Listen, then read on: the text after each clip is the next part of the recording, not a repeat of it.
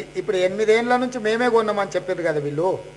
8 ఏళ్ల నుంచి కేంద్రమే కొంటుంది, మాదేం లేదు, మేము బ్రోకర్ పనే చేస్తున్నాం, మేము దళారులం అని రాష్ట్ర ప్రభుత్వం ఒప్పుకున్నదా ఎప్పుడన్నా? ఇక్కడ రైతులు మొదటి నుంచి పెద్దలు కోదండరెడ్డి గారు చెప్తున్నారు. వారు చెప్పిన తర్వాత మాకందరు కూడా ఒక అవగాహన కలిగింది. రైతులు బియ్యం పండిస్తలేరు, రైతులు వడ్లు పండిస్తున్నారు. వడ్లను కొనుగోలు కనీస మద్దతు ధర ఇచ్చి కొనుగోలు చేయాల్సిన బాధ్యత రాష్ట్ర కేంద్ర ప్రభుత్వాలది.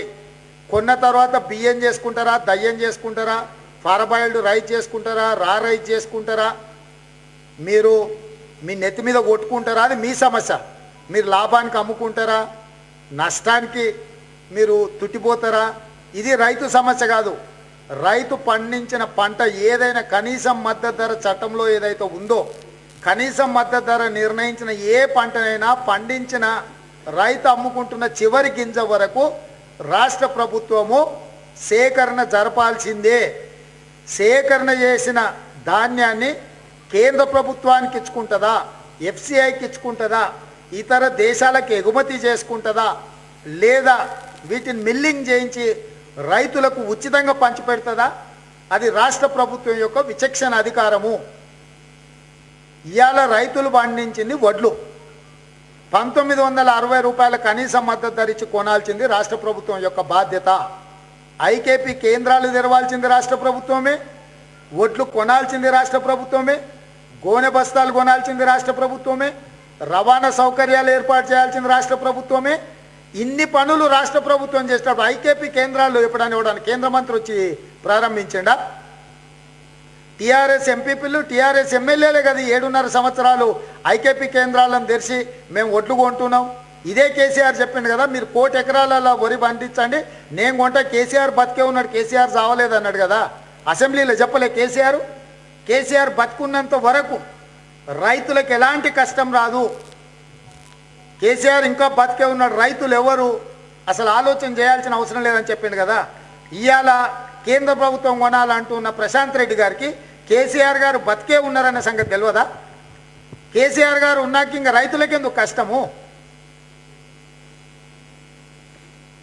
ఇప్పుడు వీళ్ళని చూపించి వాళ్ళు, వాళ్ళని చూపించి వీళ్ళు తప్పించుకోవాలనుకుంటున్నారు. రాష్ట్ర ప్రభుత్వాన్ని నువ్వు కేంద్ర ప్రభుత్వంతో నువ్వు ఎట్లా ఒప్పిస్తావు? ఒప్పి ఇప్పుడు కేంద్ర ప్రభుత్వం కొనాలంటున్నారు కదా, మంచిది. కేంద్ర ప్రభుత్వం ఇవాళ కొననన్నది కదా, నీ నిరసన కార్యక్రమం ఏంది? కల్వకుంట్ల చంద్రశేఖరరావు గారు ఢిల్లీలో జంతర్ మంతర్ దగ్గర ఆమరణ నిరాహార దీక్ష చేస్తాడా చెప్పు, ఏర్పాట్లు మేము చేస్తాం. అసలు ఇంత తీవ్రమైన సమస్య, 40 లక్షల ఎకరాలలో వరి పండించిన రైతుల యొక్క సమస్య అత్యంత తీవ్రమైన సమస్య. వానకాలంలోనే కల్లాలలో కుప్పల మీద గుండెలాగి రైతులు చచ్చిపోయారు. నిజంగానే రైతుల పట్ల రాష్ట్ర ప్రభుత్వానికి పట్టింపు ఉంటే కేసీఆర్ గారు కానీ, హరీష్ రావు గారు కానీ, కేటీఆర్ గారు కానీ ఎందుకు ప్రధానమంత్రి అపాయింట్మెంట్ తీసుకెళ్ళి ప్రధానమంత్రిని నిలదీయలేదు?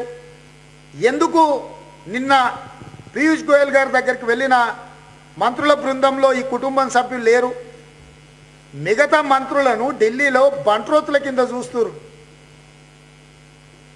చప్రాషుల కంటే హీనంగా చూస్తుంది కేంద్ర ప్రభుత్వం ఈ పోయిన మంత్రులను.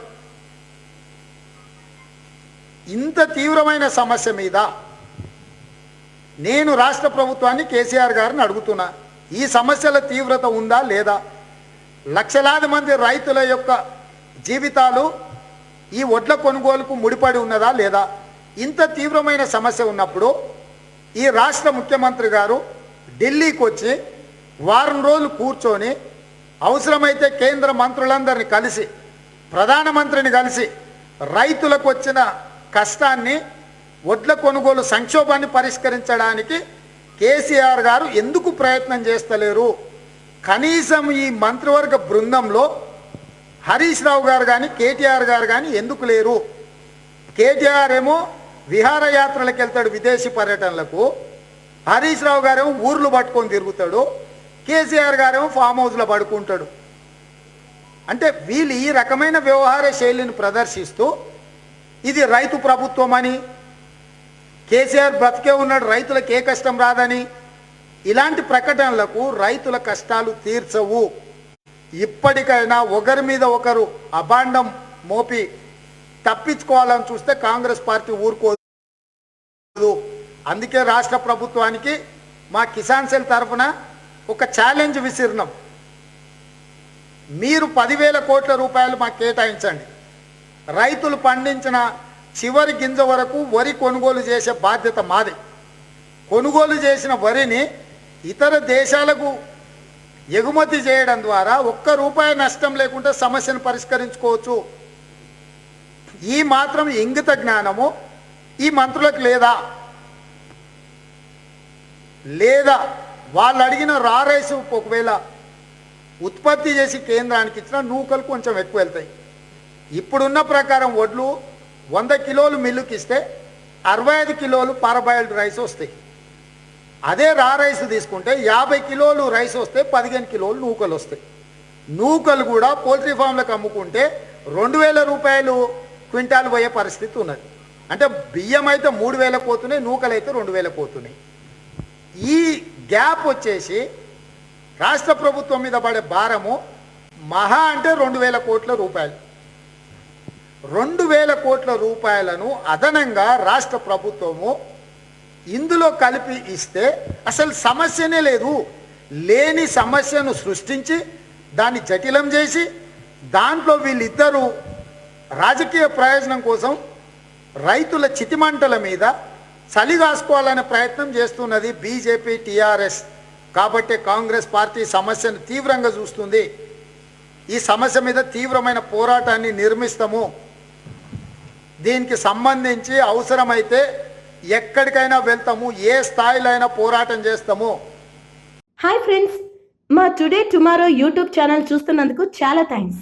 మరిన్ని లేటెస్ట్ వీడియోస్ కోసం వెంటనే సబ్స్క్రైబ్ చేయండి. అలాగే ఈ బెల్ ని కూడా రింగ్ చేసేయండి. మా నోటిఫికేషన్స్ అన్ని మీ మొబైల్లో వస్తాయి. అలాగే మా వీడియోస్ మీకు నచ్చితే లైక్ చేయండి, షేర్ చేయండి, నచ్చకపోతే కామెంట్ చేయండి.